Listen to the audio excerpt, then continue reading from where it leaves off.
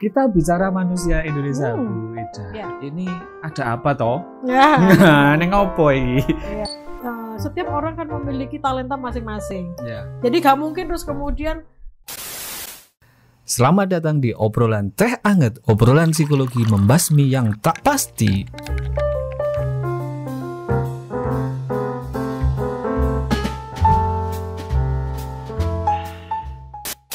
Halo sahabat Kampus Desa, ketemu dengan kami bersama Ibu Ida Pramesti, kolaborator Kampus Desa dari Underpati Life School and Counseling. Jadi kita ketemu lagi karena sekian lama kita nggak bertemu, Bu Ida. Apa kabar Bu Ida? Alhamdulillah, baik. Ya. Oke, Bu Ida, ini sudah lama ya kangen mungkin dengan para pecinta Bu Ida ini dari dari Underpati Life School and Counseling. Enggak apa-apa Bu Ida ini. Kurang sering kayaknya. Harus Bu Ida, ya. ini ada kabar apa kita di pertemuan kali ini, ngobrol-ngobrol kita kali ini? Ya, kita mau bicara tentang sesuatu yang menurut saya ini sangat penting ya. Walaupun kadang-kadang orang itu menganggap itu sesuatu yang remeh-temeh, tapi itu sangat penting karena efeknya itu pada manusia dirinya secara pribadi juga di sekitarnya. Yaitu tentang pernikahan. Pernikahan. Kita mau bicara tentang pernikahan. Waduh, ini yang sudah menikah. Sudah menikah. Harus mulai memasang telinga, matanya, kan, supaya siapa tahu ada masukan-masukan yang hari ini kita bisa share. Oke. Gitu, Mas. Pertanyaannya, Bu. Ya. Mengapa toh kita harus membahas pernikahan ini? Karena ada sebagian orang itu menganggap pernikahan itu adalah fase hidup. Sebagian orang ya, dan secara katanya lagi-lagi itu ada perintah agama. Perintah agama orang harus menikah. Yang jelas itu memang manusia ini kan harus bertambah supaya tidak punah. Seperti gitu. Karena manusia bisa punah kali ya. Ya supaya harus beranak pinak dan sebagainya, harus ada pertambahan manusia walaupun supaya nggak kemudian ada yang meninggal terus nggak ada yang hidup lagi gitu, gitu kan. Jadi memang ya makanya memang Tuhan itu memang menyuruh untuk generasi tetap harus ada penerusnya begitu. Ya. Ini berarti orang menikah itu semacam wajib ya, Bu? Wajib atau gimana ini? Karena ada juga yang memutuskan diri nggak menikah. Iya. Itu banyak sekali dan banyak itu saya lihat memang perempuan ada, laki-laki ada di lapangan, perempuan ada, laki-laki ada, dan dengan berbagai macam alasan, misalnya putus cinta, kadang terus kemudian memilih tidak menikah, ada begitu. Kebanyakan sih kayak gitu, Mas. Seperti itu sepertinya, jadi kok kayaknya dunia sedown keller gitu, nggak mencari yang lain gitu ya. Begitu satu kecewa terus kemudian memutuskan untuk tapi intinya itu memang walaupun lepas dari itu perintah agama atau tidak, faktanya ada orang yang akhirnya memutuskan untuk tidak menikah. Ya. Jadi tapi kembali lagi kita mau membahas yang namanya pernikahan, bahwa itu adalah sebuah proses yang ada yang akhirnya memutuskan itu adalah fase hidupnya. Jadi habis setelah dia sekolah dia menikah. Jadi perlu kita bisa membekali mereka melalui ilmu yang hari ini kita mau share.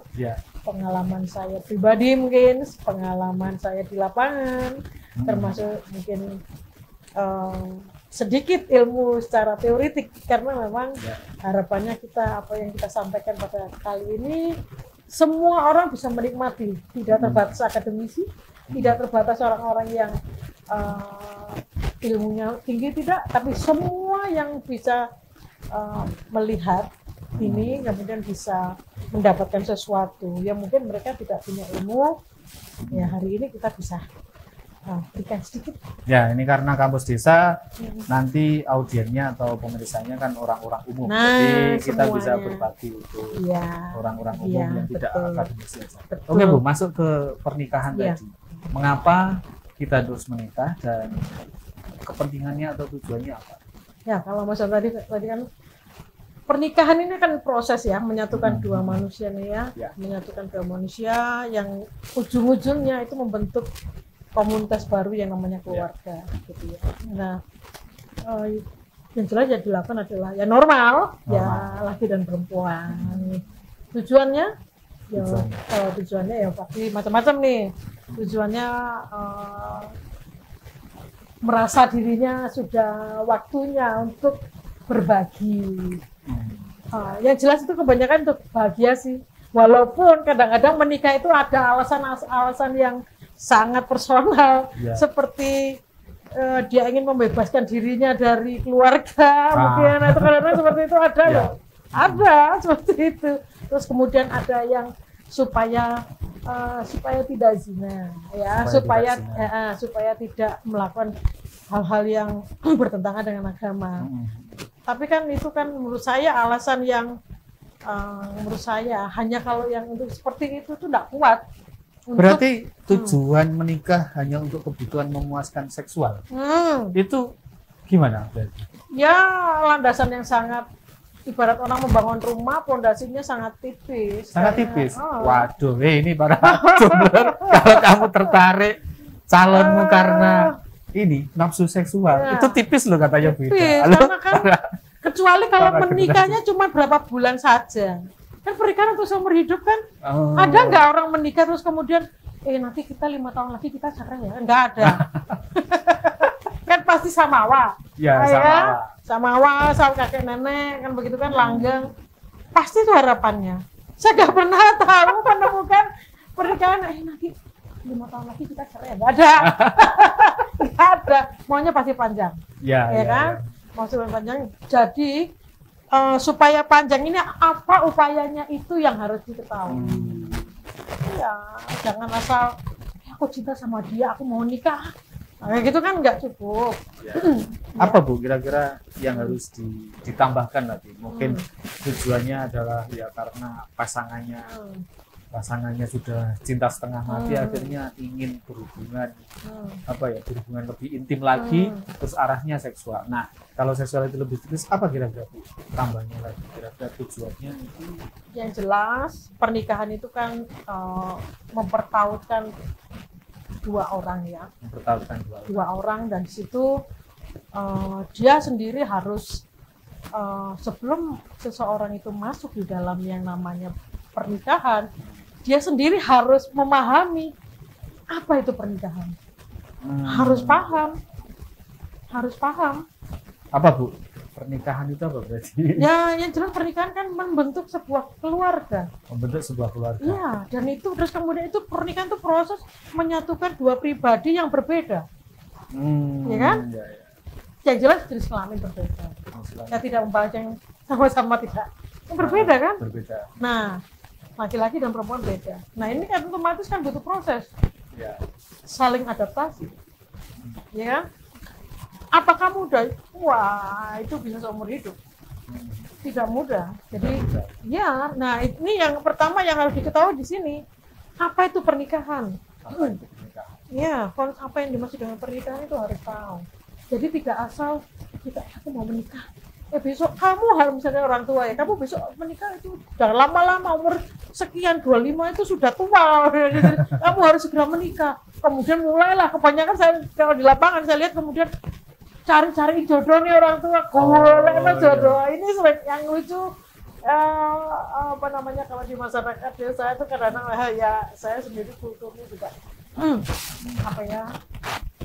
kulturnya juga kurang saya memahami ya. Jadi kadang-kadang itu ibunya menawar-nawarkan. Jadi sebenarnya ukuran menikah itu adalah kesiapan dua orang ini, tidak bisa dipaksakan begitu rupa oleh orang tuanya atau orang lain. Ya, jadi yang menikah ini yang harus berkepentingan untuk mengerti apa yang dimaksud dengan pernikahan. Tapi biasanya kalau dipaksakan gitu, gimana? Jadi kan hubungannya dan ini kan banyak di sekitar kita. Nah, memang kendalanya di dalam tentang pernikahan ini kendalanya adalah kultur ya.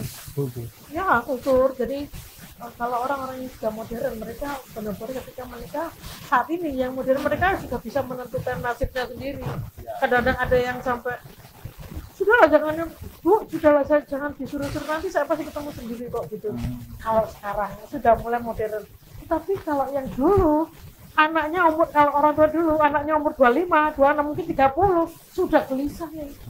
Ya kan, sudah gelisah anak menikah bagaimana gitu kan. Kalau anak-anak sekarang semakin dunia semakin terbuka, pengetahuan mulai terbuka dan semua orang sudah bisa tampil dirinya, sudah menggunakan bukan lagi mengikuti orang tua yang kamu harus sudah tidak lagi, tapi mereka sudah bisa menentukan hidupnya dari kesadaran untuk bertanggung jawab atas dirinya yang dia sudah mulai mengerti sekarang loh Mas, sudah mulai mengerti bahwa pernikahan itu akan begini sudah mulai mengerti sehingga mereka sekarang mulai mempersiapkan dirinya.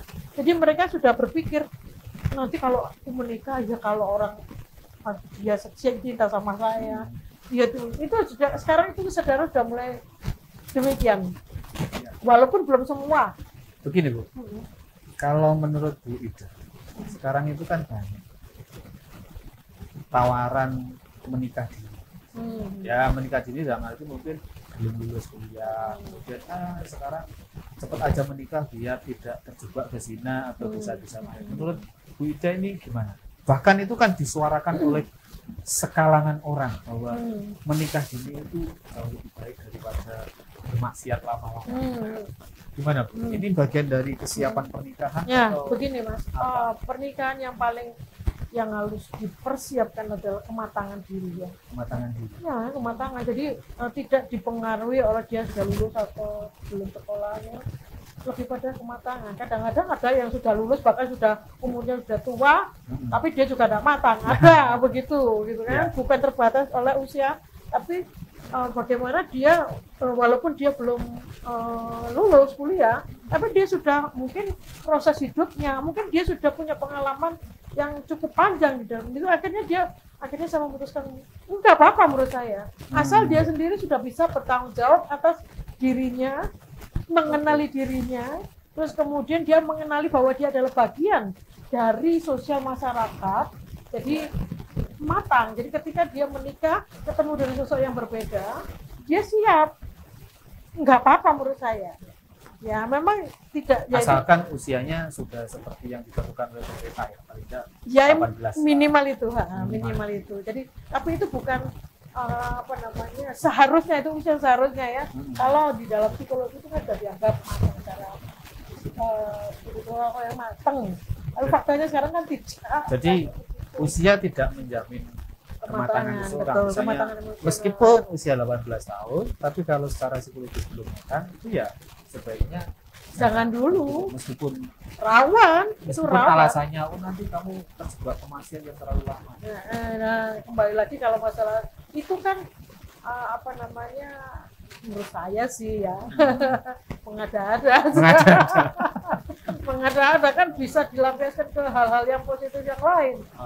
Kan bisa dialihkan. Berarti kalau yang berkata begitu berarti tidak ada manajemen perencanaan hidup yang bisa mengalihkan ini tadi maksiat itu. Kan hidup ini kan bukan hanya masalah itu saja, toh. Kan banyak kita bisa berprestasi atau melakukan hal-hal yang positif, mengasah kemampuan, talenta, itu kan.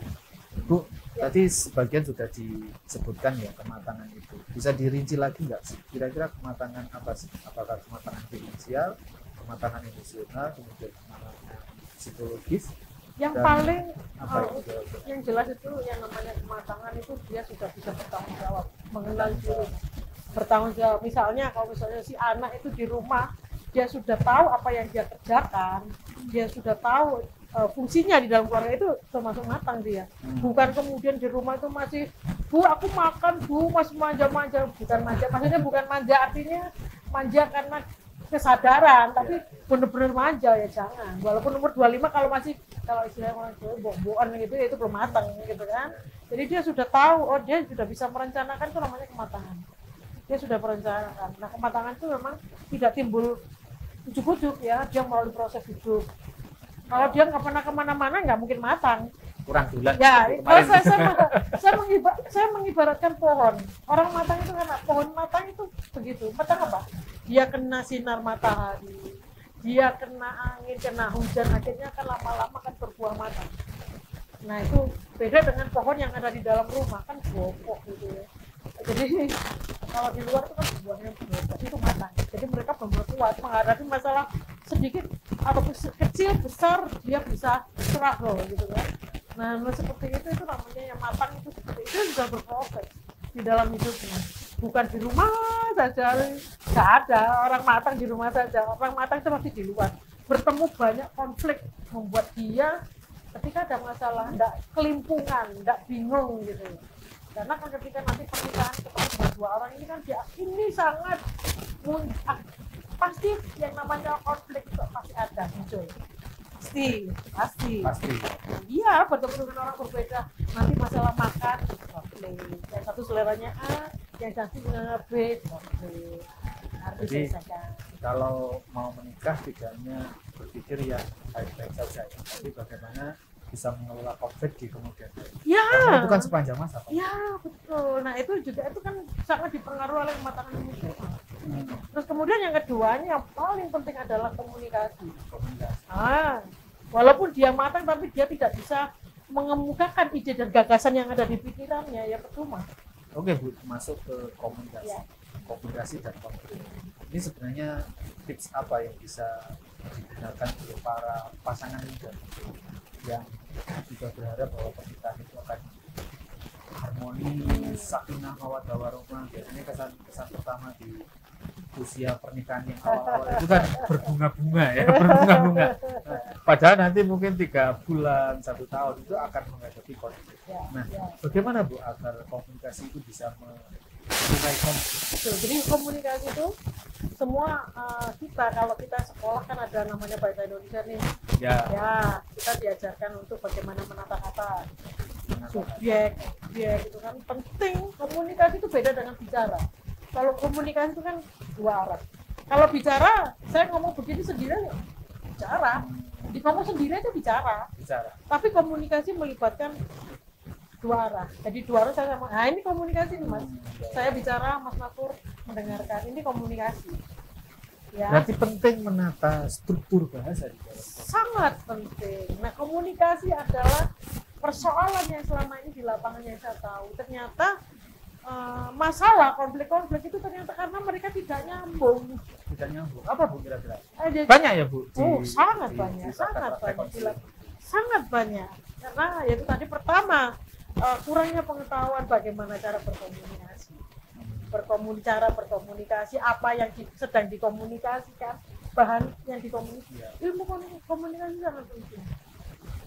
Ya, jadi beda antara komunikasi dan bicara itu berbeda ya? Berarti kalau hanya berbicara saja belum tentu dia akan mahir komunikasi. Betul. Dan tapi biasanya lebih banyak uang kokean ngomong. Jadi berarti tidak kokean keterampilan komunikasi. Jadi komunikasi itu pada saat kita berkomunikasi Mas Mafur, ya seperti kita ini kan ngomong gini ya, kita sudah tahu konsepnya. Artinya sama-sama memiliki persepsi yang sama. Ya, jadi komunikasi itu pertama yang harus dimiliki oleh seorang yang berkomunikasi, yang dalam hal ini suami istri, memiliki pengetahuan yang sama. Misalnya kita mau membahas tentang beca gitu ya. Nah, antara yang satu dan satu harus memiliki persepsi yang sama tentang beca. Kalau nggak disamakan, pasti nggak akan nyambung. Berarti kayak ini, kayak menyetel volume itu ya.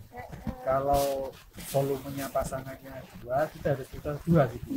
Iya, karena tidak boleh kita egois, kita punya volume 5 terus saja 5 volumenya. Ya, komunikasi kan harus satu. Jadi memang harus sama. Harus sama ya. Karena kita mau berkomunikasi itu kita ada di komunikasi yang nyambung itu kita ada di dalam level yang egaliter.